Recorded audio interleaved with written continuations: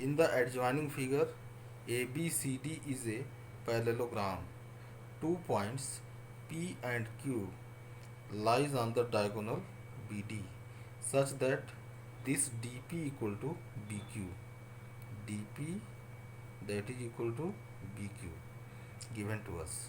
You have to show that number first, triangle APD congruent to triangle CQB. Second, AP equal to CQ. Third part, triangle AQB congruent to triangle CPD. Fourth part, AQ equal to CP.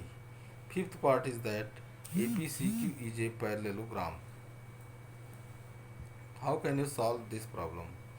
In triangle APD and CQB, AD equal to BC. AD equal to BC because opposite sides of parallelogram should be equal. DP equal to CQ. DP equal to BQ given to us.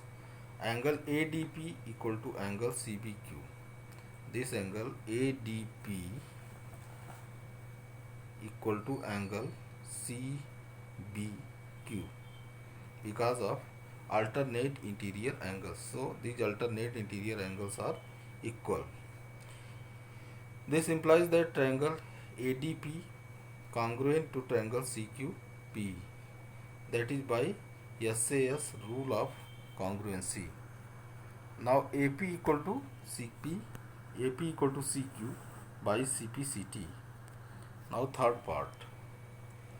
In triangle AQB and triangle CPD, AB equal to CD because opposite sides of parallelogram should be equal. BQ equal to DP given to us. Angle ABQ equal to angle CDP, alternate angles if AB parallel to DC and BD is the transversal. This implies that triangle AQB congruent to triangle CPD by SAS rule of congruency. And now your fourth part will be what? AQ equal to CP because triangle AQB congruent to triangle CPD. So by CPCT, AQ equal to CP. Now the fifth part from second and fourth part. From second part AP equal to CQ. From fourth part AQ equal to CP.